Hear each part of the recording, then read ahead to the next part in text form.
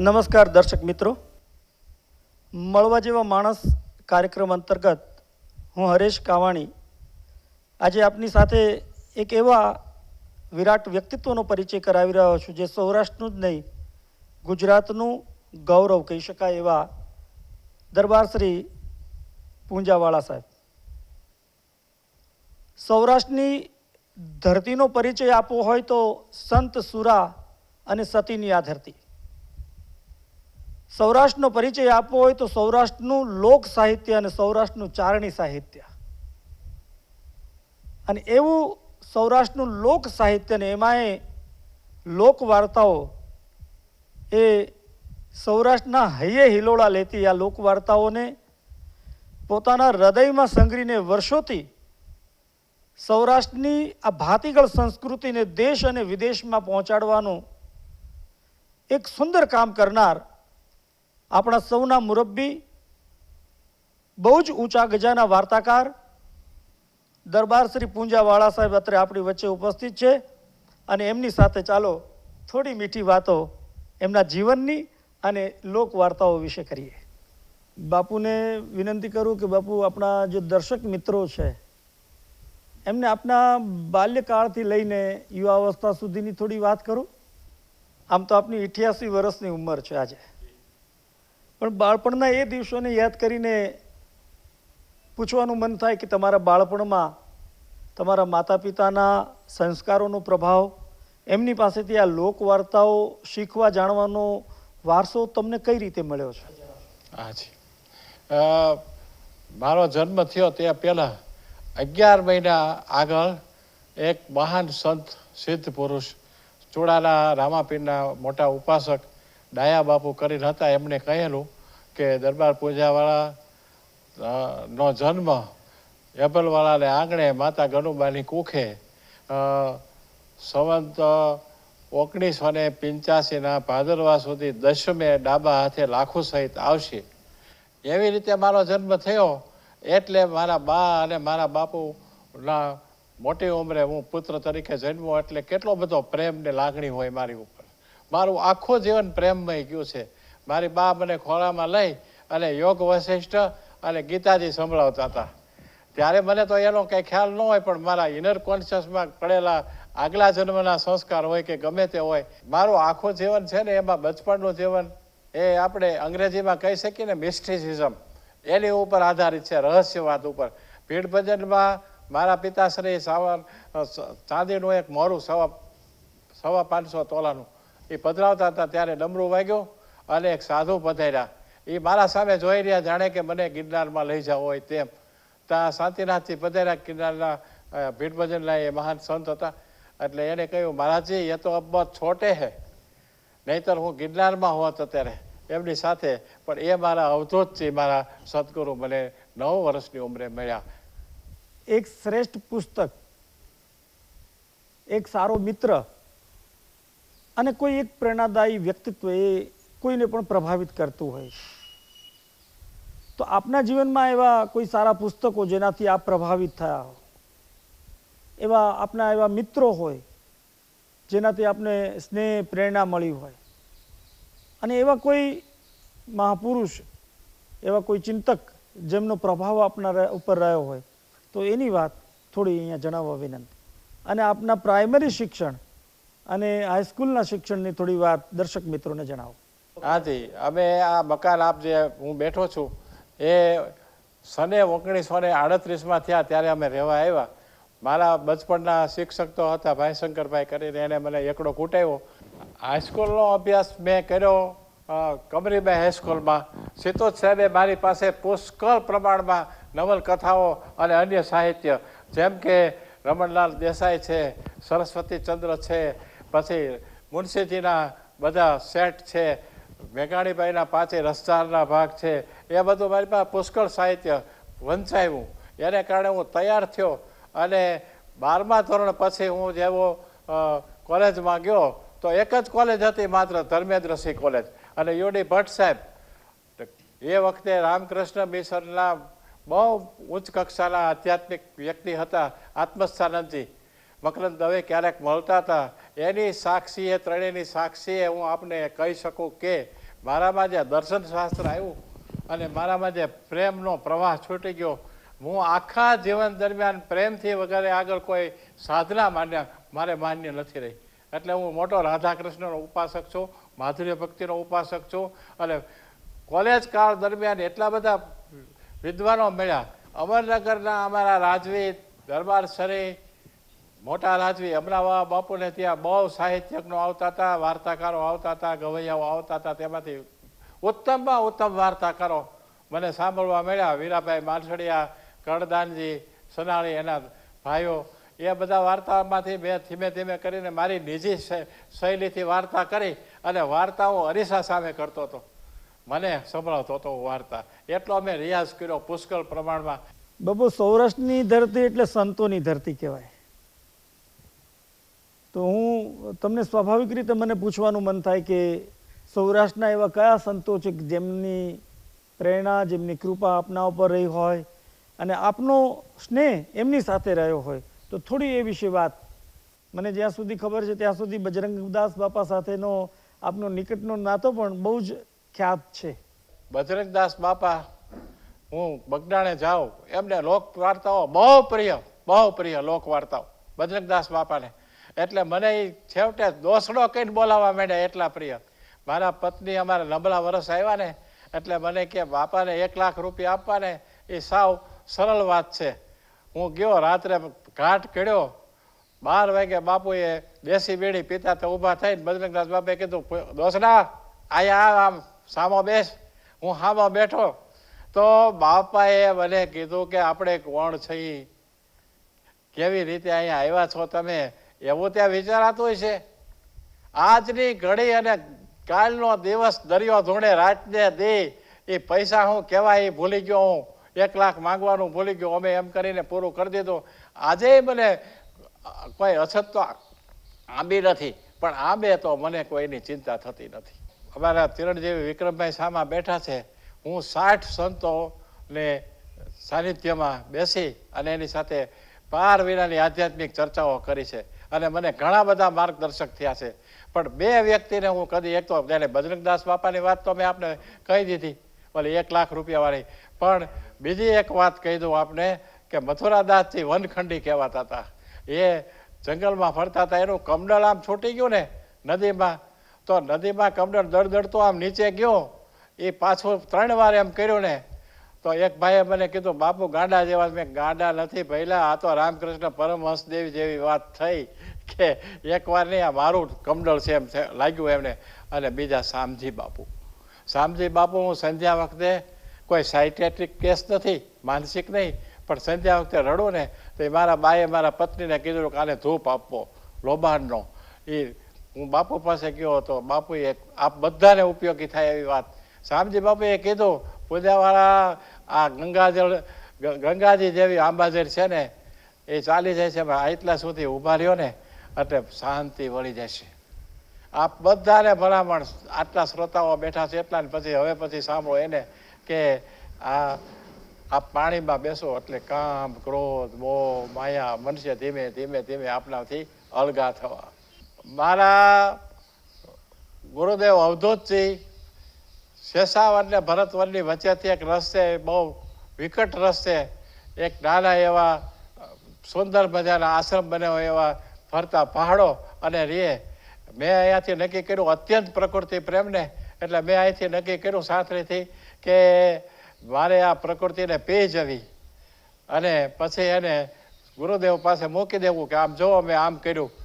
ગુરુદેવની સન્મુખ બેઠો, ગુરુદેવ કે હે પૂજ્યાવાળા, આ પ્રકૃતિને પીવાય નહીં, આમાં વિખરાઈ જવાય, આમાં તો ઓગળી જવાય, આમાં તો પીગળી જવાય. અને મેં પુષ્કળ મારા વાર્તાકાર મિત્રોને કહ્યું કે આપણે અનેક લોકો પાસે વાર્તાઓ માંડીએ છીએ અને એ લોકોની તાલીઓથી વધાવીએ છીએ. આપણે કોઈ નદીના ઝરણા પાસે બેસી અને પ્રકૃતિને વાતો સંભળાવી, આપણે કોઈ એક વૃક્ષના છાંયે બેસી અને આપણી વાર્તા માંડી, કોઈ ન હોય ને.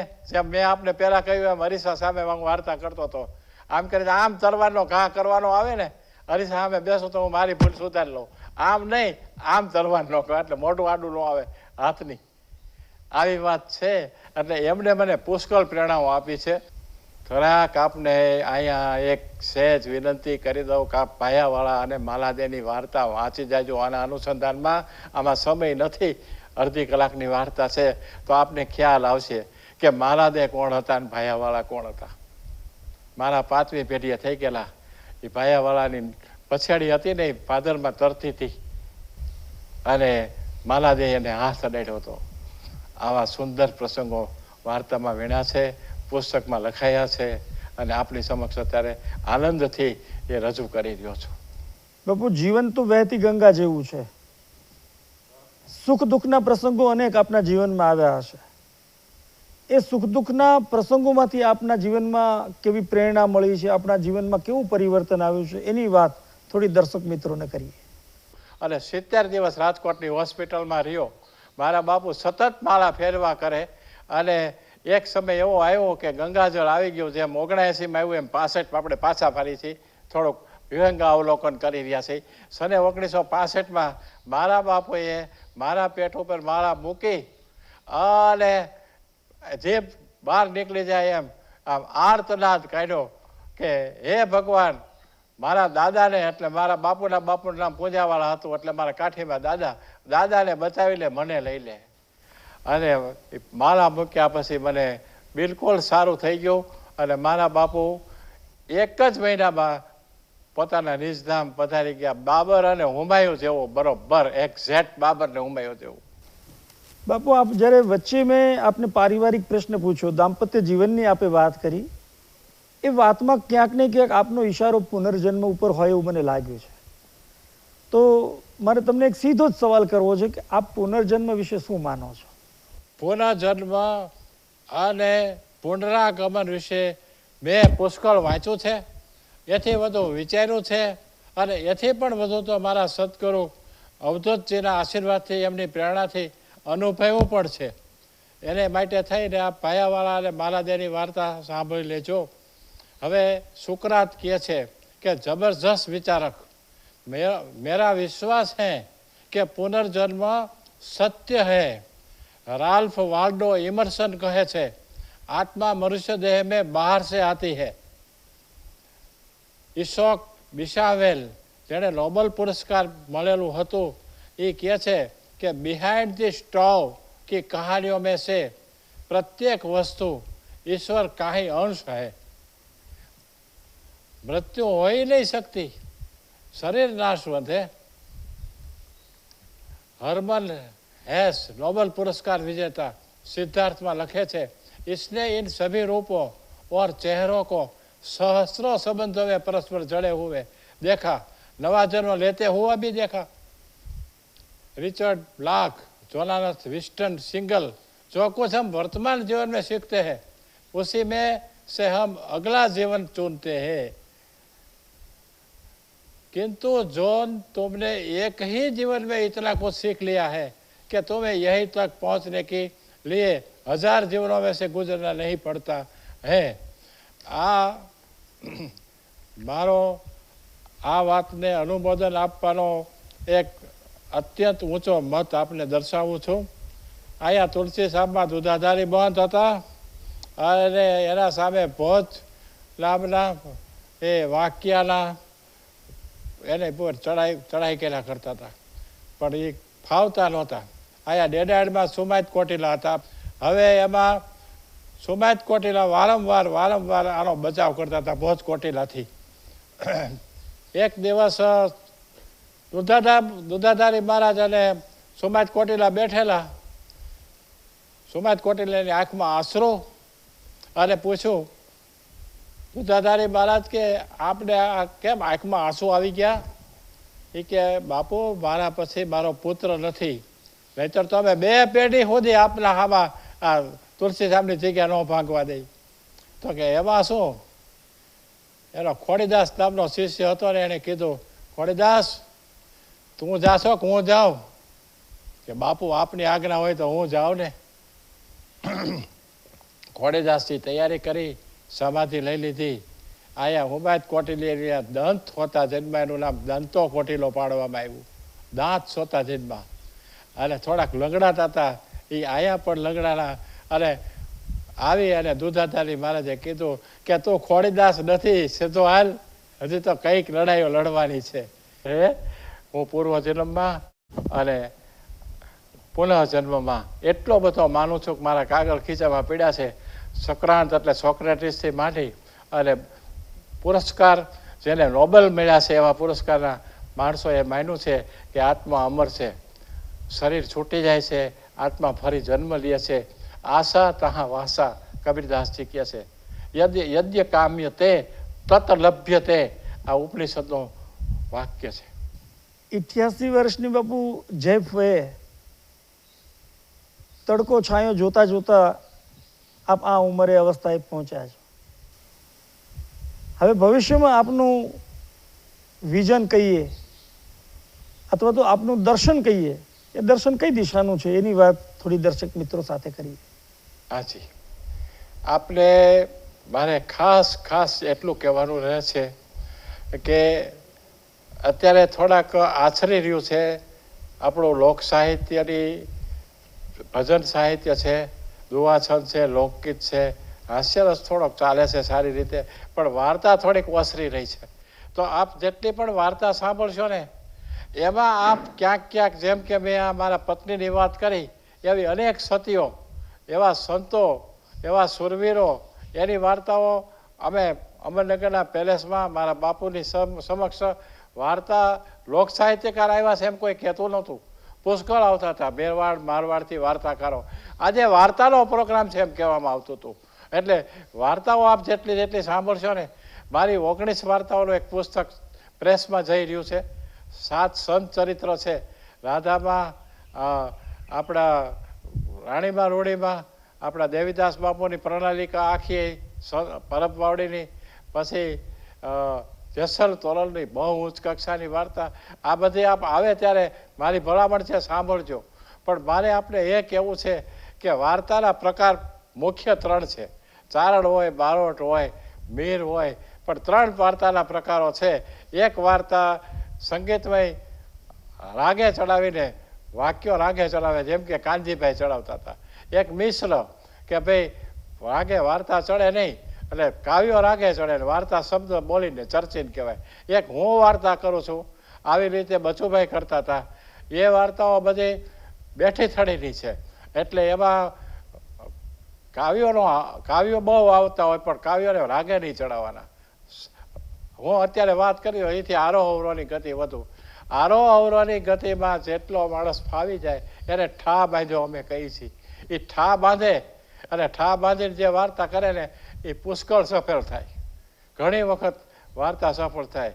મારી વાર્તા સફળ થઈ હોય તો એનું કારણ ઠા છે અને સ્પષ્ટ ઉચ્ચાર જેટલા થાય ને એટલી વાર્તા ઝીલાઈ જાય છે.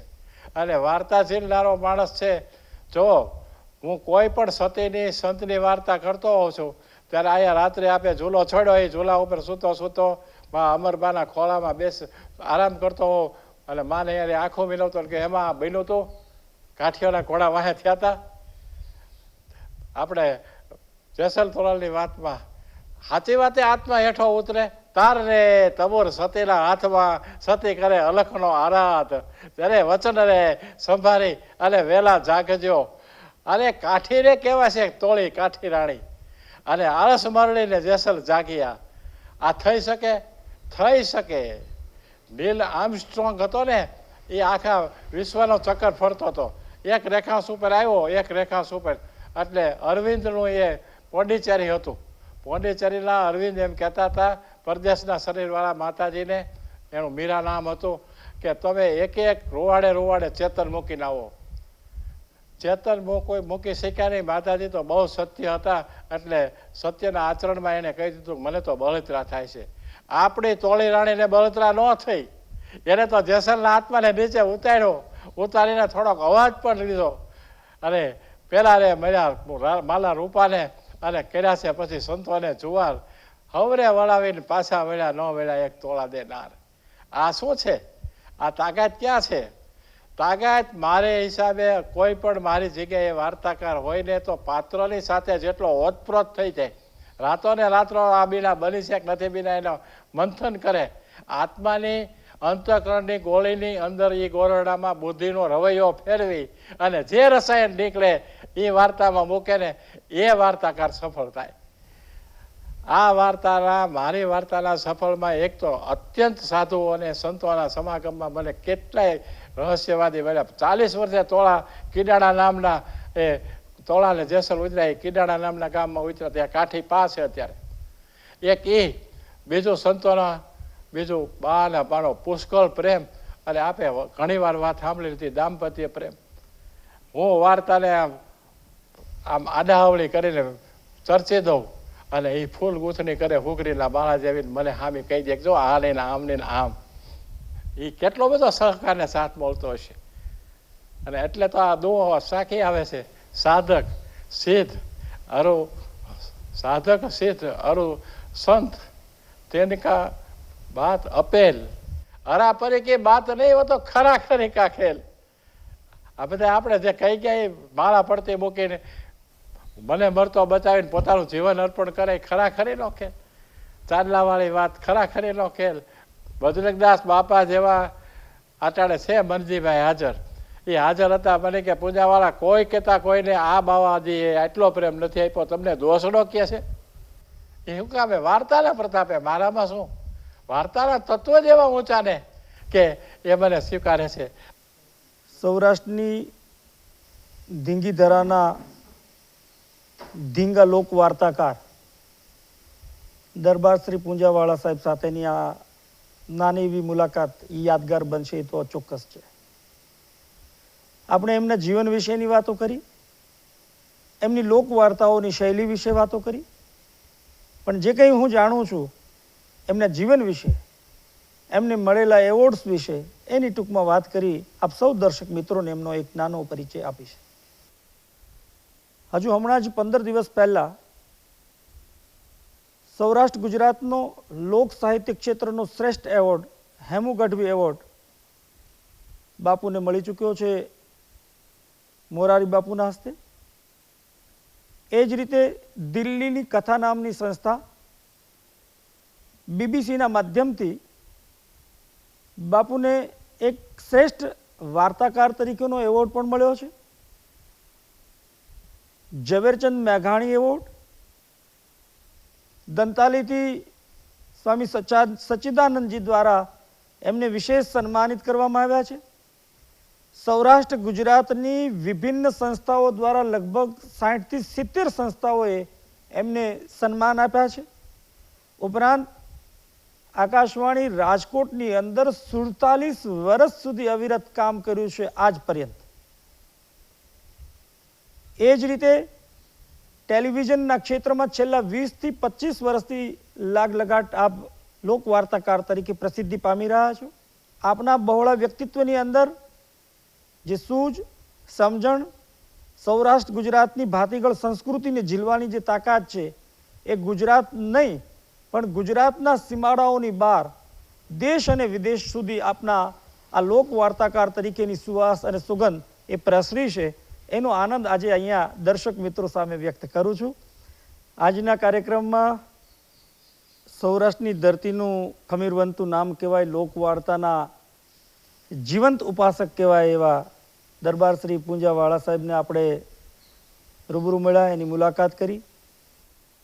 એમના જીવનના અંતરંગ પાસાઓથી લઈ અને લોક વાર્તા એની જીભે કઈ રીતે ચડી ત્યાં સુધીનો ઇતિહાસ અમને આપે ખૂબ રસપ્રદ રીતે સંભળાવ્યો છે. દર્શક મિત્રોને પણ ખૂબ મજા પડી હશે. આ જ રીતે આપનું જીવન દીર્ઘાયુ બને. 88 વર્ષની ઉંમરે પણ આપ લોકવાર્તાને જીવંત રાખી રહ્યા છો. એમાં આવનારા સમયની અંદર પણ આ લોકવાર્તાને જીવંત રાખો એવા શુભ સંકલ્પ સાથે આભાર દર્શક મિત્રો. ધન્યવાદ.